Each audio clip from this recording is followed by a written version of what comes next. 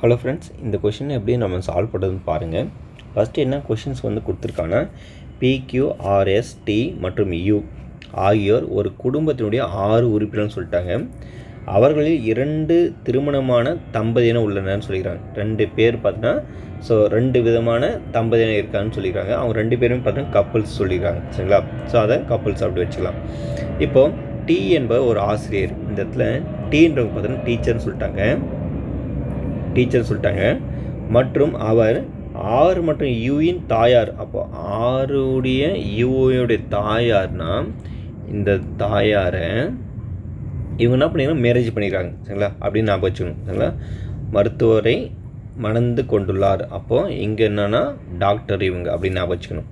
அப்போ Q என்பவர் ஒரு சட்ட வல்லுநர். சரிங்களா? Qன்றவங்க ஒரு லாயர்னு சொல்லிட்டாங்க. யார்? லாயர். அப்புறம் பார்த்தோன்னா மேலும் அவர் பிஐ மணந்து கொண்டுள்ளார். அப்போ பிஐ மணந்து கொண்டுள்ளார்னா இவங்க 2 பேருக்கும் ரிலேஷன் எப்படின்னா ஒய்ஃப்னு இருக்குன்னு ஞாபகம் வச்சுக்கோங்க. சரிங்களா? ஒய்ஃப்னு இருக்கும். அப்படி இருக்கும்போது பி என்பவருக்கு ஒரு மகன் மற்றும் ஒரு பேரன் உள்ளனர். பின்றவங்களுக்கு பார்த்தோன்னா ஒரு மகனும் ஒரு பேரனும் இருக்காங்க. அப்படி இருக்கும்போது 2 திருமணமான பெண்களில் ஒருவர் வீட்டில் இருப்பவர் மற்றும் அந்த குடும்பத்தில் ஒரு ஆண் பொறியாளர் மற்றும் ஒரு மாணவர் உள்ளனர் எனில் கீழ்கண்டவர்களில் யார் வீட்டில் இருக்கும் பெண்ணுன்னு கேட்டுக்கிறாங்க. சரிங்களா? இப்போது அவங்க எஸ்ஸை பற்றி எதுவுமே சொல்லவே இல்லை. சரிங்களா? இங்கே மற்ற எல்லாத்துக்கும் சொல்லியிருக்காங்க. ஆனால் எஸ்ஸை பற்றி ஒரு வேலை எதுவுமே சொல்லலை.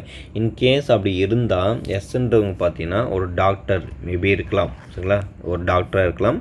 அவங்க பார்த்தீங்கன்னா வீட்டில் இருக்க மாட்டாங்க. ஏன்னா வேலைக்கு போயிடுவாங்க, வந்துடுவாங்க அப்படி இருக்காங்க.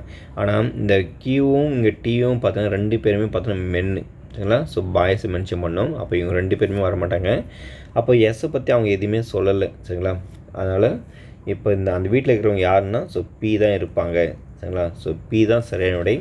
இந்த மாதிரி கொஷின்ஸ் எல்லாம் உங்களுக்கு தொடர்ந்து வேணும்னா நான் ரீசனிங்கை பொறுத்தவரை ஒரு 10 கொஷின்ஸ் எடுத்து உங்களுக்கு வீடியோவை போட்டிருக்கேன். அதில் ஒரு கொஷின் எடுத்து தான் உங்களுக்கு நான் சொல்லி தந்திருக்கேன். அந்த 10 கொஷின் நீங்கள் தெரிஞ்சுக்கணுன்னா அதுக்கான லிங்க் என்னுடைய டிஸ்கிரிப்ஷனில் கொடுத்துருக்கேன். மறக்காமல் போய் விசிட் பண்ணி பாருங்கள். ரொம்ப யூஸ்ஃபுல்லாக இருக்கும். அது மட்டும் இல்லாமல் தொடர்ந்து நீங்கள் சேனலுக்கு சப்போர்ட் பண்ணி தொடர்ந்து வரக்கூடிய வீடியோஸ் எல்லாம் பார்த்துட்டு வாங்க. உங்களுடைய நாலேஜ் கண்டிப்பாக கெயின் ஆகும்.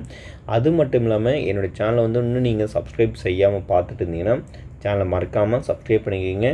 அடுத்த வீடியோ தொடர்ந்து பார்ப்போம். நன்றி.